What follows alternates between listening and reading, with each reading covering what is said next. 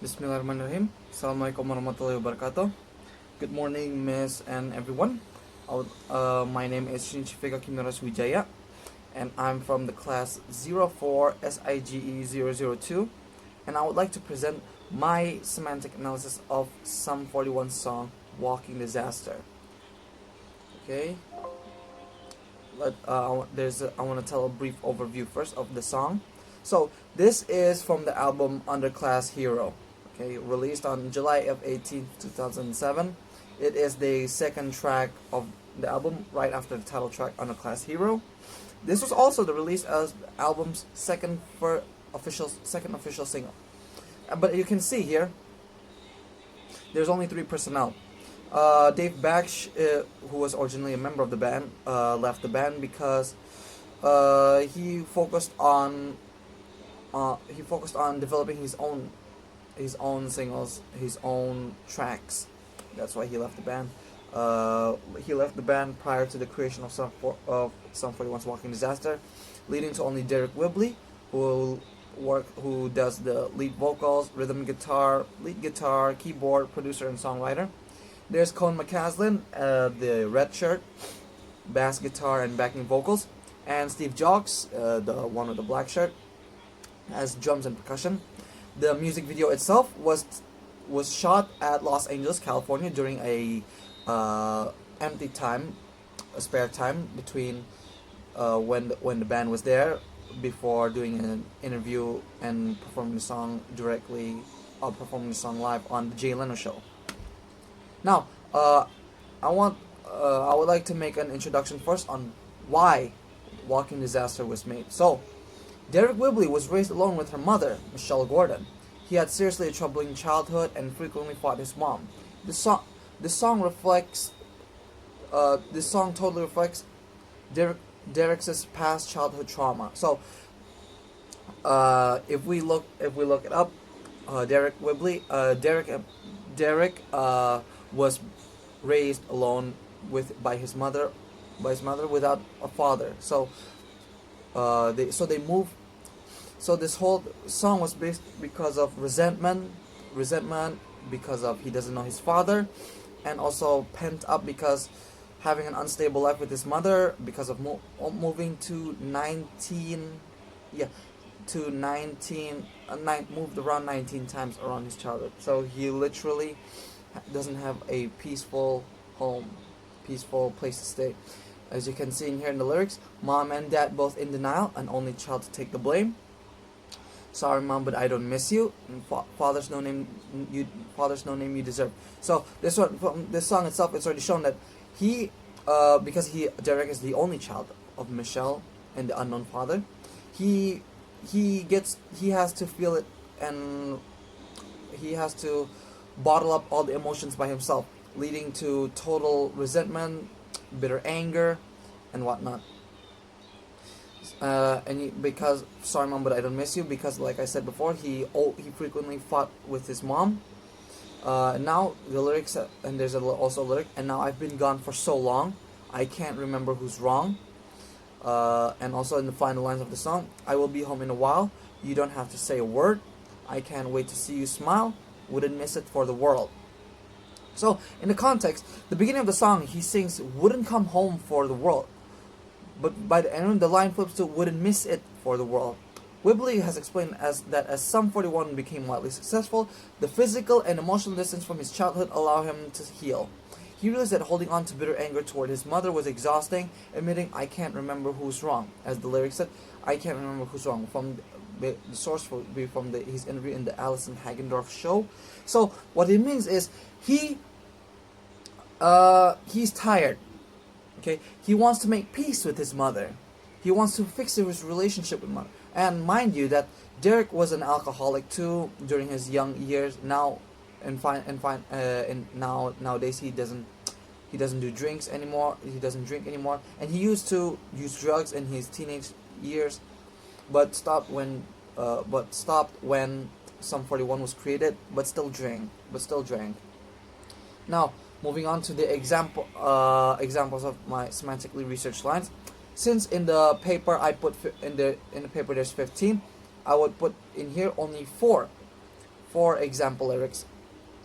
So the first one would be the word home. In the opening lines, it goes like, I haven't been home for a while. While denotatively a physical residence, a physical house, like I'm in here right now, this is my home. Home here carries a complex associative meaning. It evokes safety, belonging, and familiar warmth.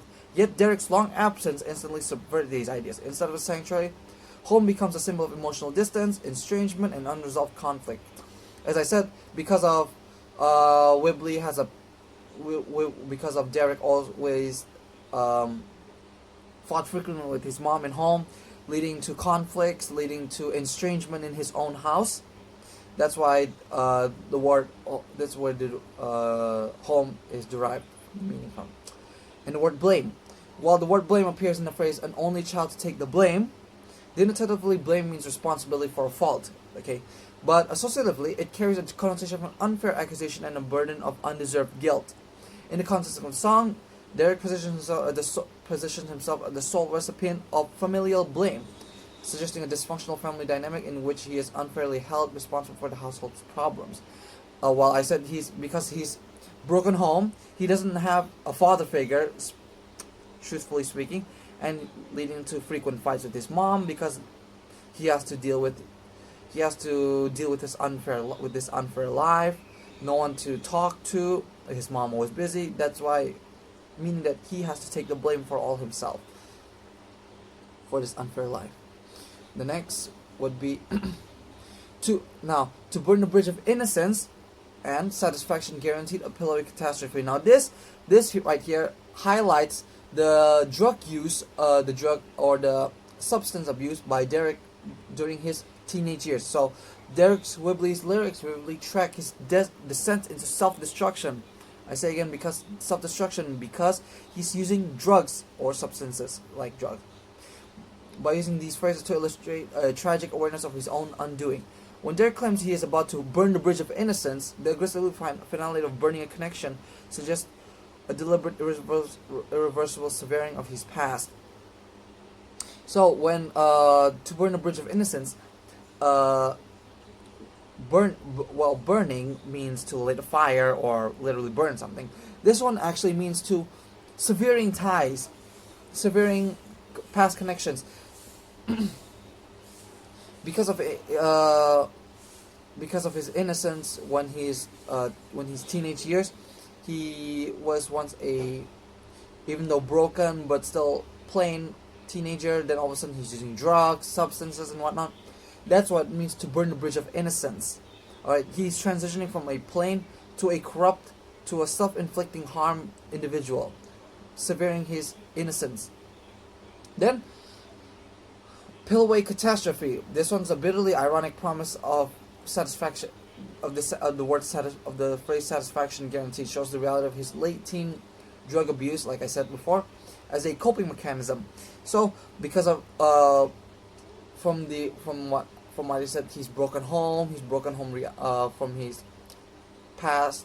From his fights with his mother, leading to conflicts all the time. He's trying to find escapism. He's trying to find an escape to ease his mind.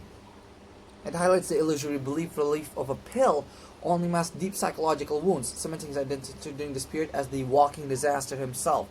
So he himself, with all his rage, all his teenage angst, piled up all in himself along with the usage of drugs, make him a literal walking disaster, a really messed up individual.